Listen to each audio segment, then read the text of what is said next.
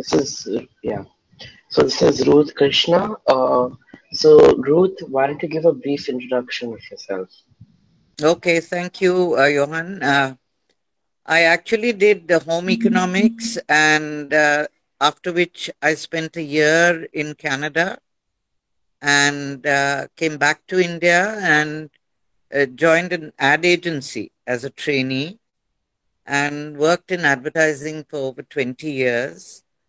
And as my mother grew older, I decided that I couldn't possibly do a very um, committed job which took up so much of my time. So I decided to work part time. In the morning, I used to do a consultancy with a computer company. This was before computers actually came to India, and this was really quite the very beginning. And I worked at Hinduja Hospital as an administrator and set up their evening clinic. It was interesting because the concept of an evening OPD did not exist before Hinduja started it. I mean, from a big hospital. So I worked there for many years, and simultaneously, I developed two children's books, uh, which I wrote for our daughter based on pets, and which I then republished. One is called Oscar the Fish. The other is Russell the Crow, and the third is Cleopatra Kitty. And so these were published because I wanted to have control on the creatives. And apart from that, I am hands on as chairperson of our building society, which is it takes up a certain amount of time. And I'm also working on my fourth book. And I hope to archive my mother's letters and eventually publish it. So that's the sum total of my activities. I'm leading a nice, peaceful, retired life of fun. So I think that's it. Anything else you'd like to ask me? Yeah. So what would you say are the skills that it takes to be a publisher for children's books? First and foremost, I'm not a publisher.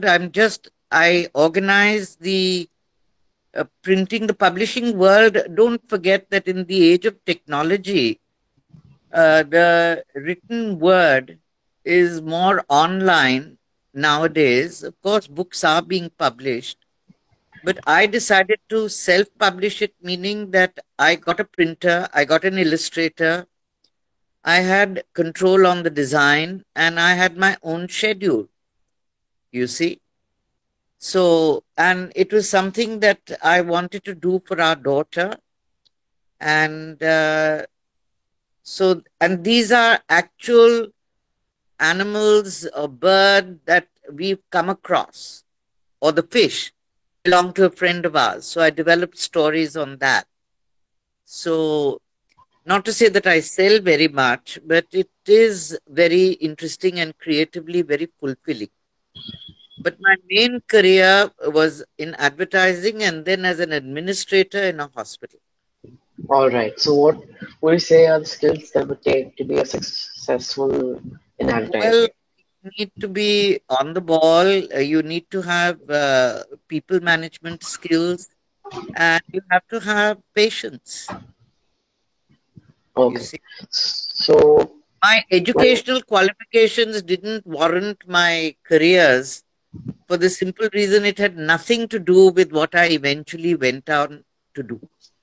yeah. So then what would you say are skills that would be a successful that would take to be a successful administrator? Well, basically, it's people skills and also a sense of how would you put it? Basically, it's people skills because you're working in a hospital, you're working across the board from top to the bottom, and patients who are ill, relatives who are concerned. So there has to be a certain amount of skill in managing all that. Yeah. So that is it. All right. So, what guidance do you have for a student who aspires to do a similar career such as yours? Well, follow your dreams, you see. You don't have to do what is conventional. Nowadays, there are youngsters who have gone off uh, from what they have studied and been successful in what they're doing. From either you're a chef or you're a writer or uh, you're running a startup of something that you've dreamt about. So just follow your dreams, but All be dedicated and focused, you okay. see. So, thank you, Ruth. Thank you for your time. Thank you, Johan. And I'm glad, I hope it is of some use and value to you. All right. See you later. Thank you. Bye.